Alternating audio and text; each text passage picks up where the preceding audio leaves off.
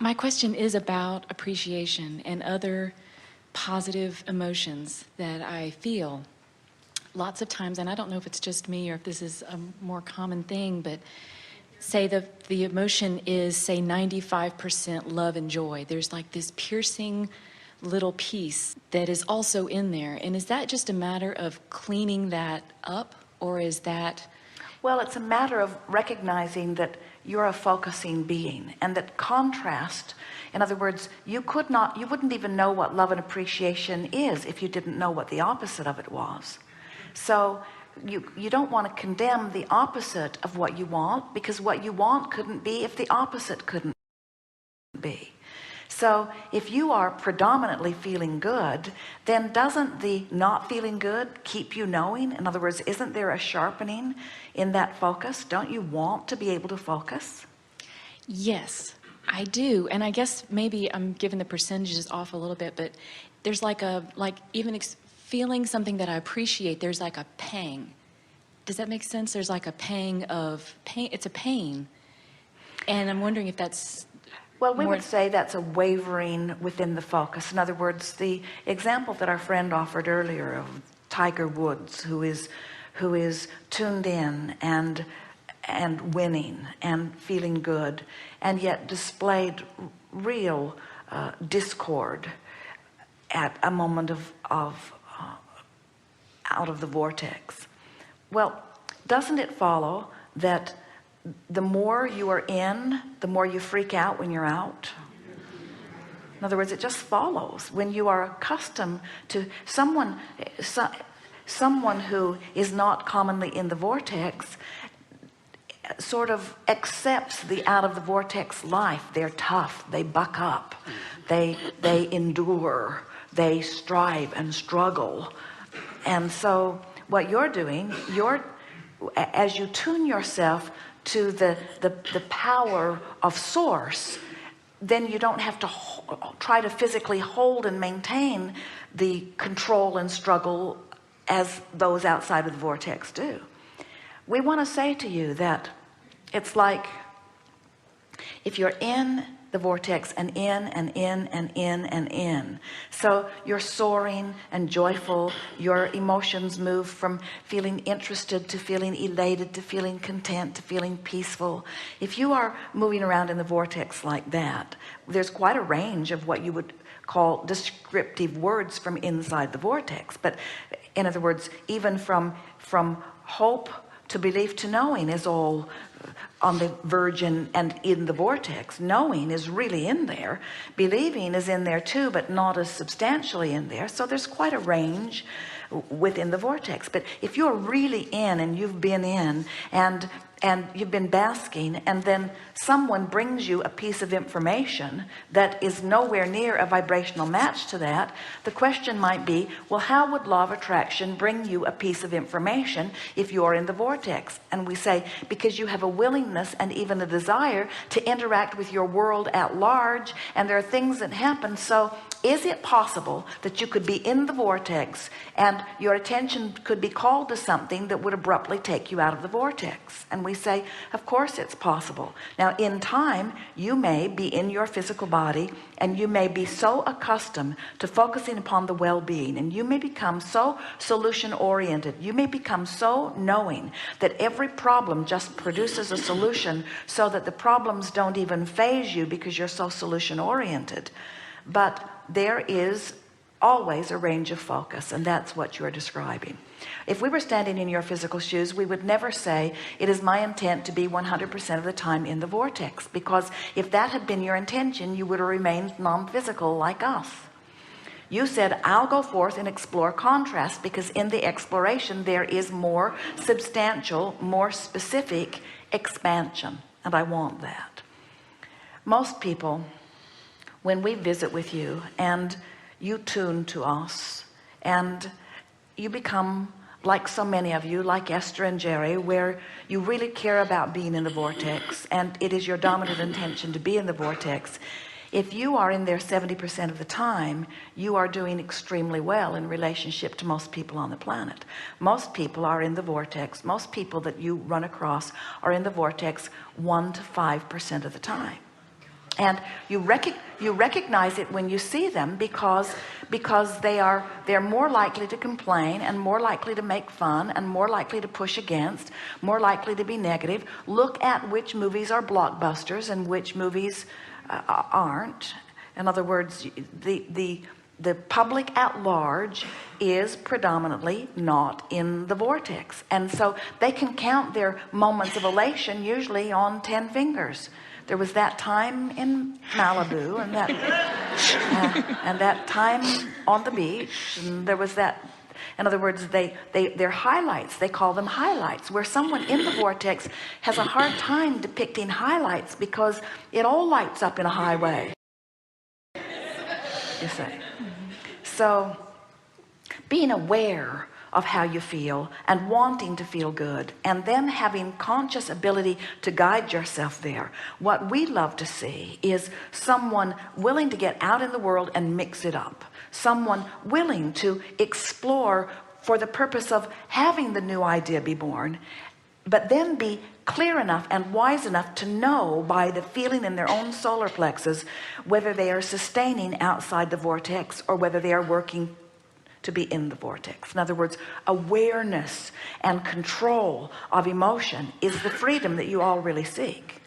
In other words, we don't think that a negative thought hurts you so much that you're not willing to endure it, but there is an eroding of who you are until in time life it just isn't bright and brilliant and beautiful for you in the way that you want it to be. And that's why you want to tune yourself in. Jerry and Esther were in a campground in Boston last week, and a little girl with her older sister came bouncing by. The little girl was 3 or 4 years old, and she had a ponytail which exaggerated the bounce in her step, and her shoes lighted up when she stepped also, which accentuated the bounce in her step. And she was just so joyful in this moment. She was running to keep up with her sister, but skipping to keep up, and every now and again she'd just spin while she ran so that Jerry and Esther could see the full smile on her face. It was like she was shouting to the boundaries of this boundaryless universe her joy in being alive. And Jerry and Esther were parked there. The street went all the way around them, a very small little, there were several parking places, and the street went all the way around, and the little girl went around 2 or 3 times around this little road, and Esther just kept running from window to window to window to window to window to try to keep this little joyous being in her view as long as possible, because she was exhibiting her joy at life. And that's what you're reaching for. Did that little girl maintain it? Probably not. Esther didn't follow her around all day. It is probable that there were squabbles in that day, and moments of being tired in that day, and moments of being out of the vortex in that day, even as this pure, positive, joyful seeking child.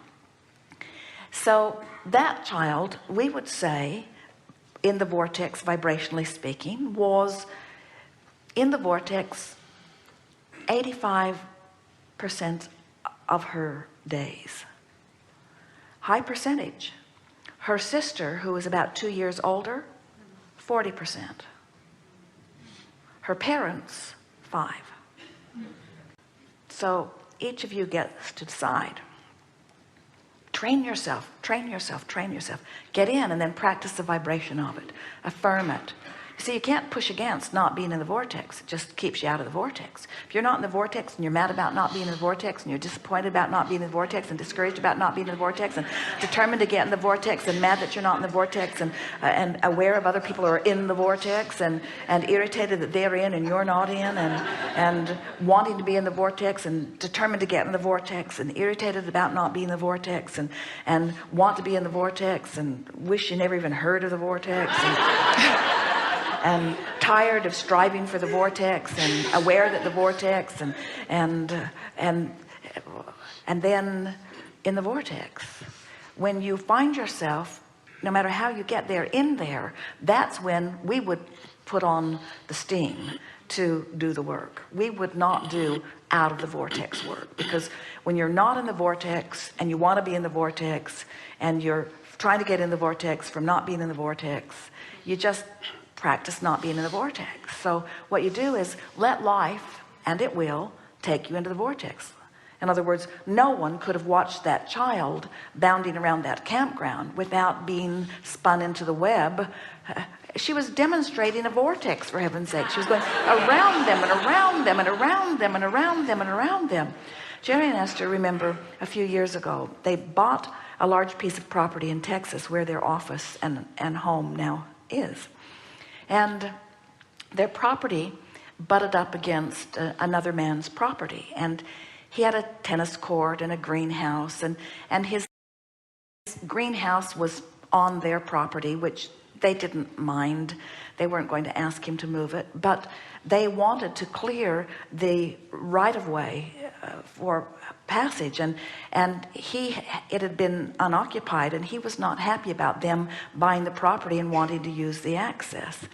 And so he was doing everything in his power to be obstinate, and Jerry and Esther were trying to appease him and trying to find out how they could make it work in a way that would please him, but there was no pleasing this man. He was just determined to make trouble. And so when Jerry and Esther hired a crew to clear this right-of-way, he came out with his shotgun and told them to leave, and they did. And so now Jerry and Esther are having a conversation with him, and the man who sold the property to Jerry and Esther and this man, not with his shotgun, they're having a conversation. And the man was just antagonistic. He was just belligerent. He was having none of it, and Jerry and Esther were trying to explain to him that they needed access to that piece of property. That's one of the reasons that the access existed, and he was having none of it. And the man who Jerry and Esther had bought the property from had brought his dog along, and the dog was in the vortex. And none of these humans were, not one of them, not one of them. Esther stood in disbelief. She couldn't believe what she was hearing. The man who sold the property was as ornery as the other man. The man who was antagonistic was having none of any of them, and not one of the humans was in the vortex. And so the dog jumped into the swimming pool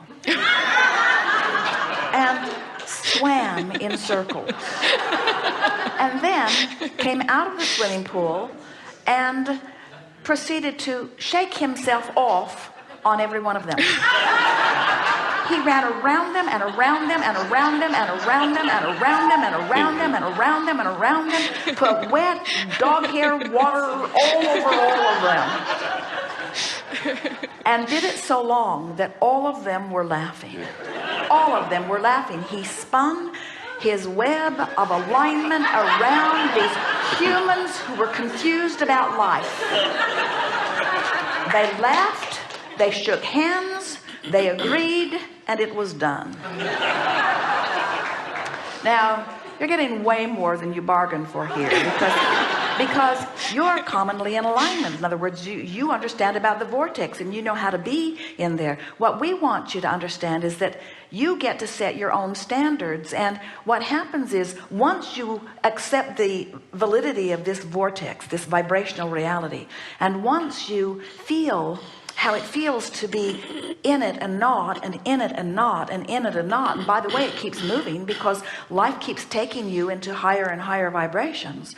So rather than trying to figure out what percentage of the time you're in it or what percentage of the time you're not in it, just set your intention to feel as good as you can possibly feel. And what you'll begin to discover is you cannot think an out of the vortex thought and an in the vortex thought at the same time. You're just not doing it. You're either your vibration is where it is, and if your vibration is high and then you change the subject, you're going to feel a drop, and that's what you were describing. Or if your vibration is low and you change the subject, you can feel the uptake of it too. In other words, show yourself that you have the ability to focus yourself into alignment with who you are, and then just practice it, practice it, practice it, practice it.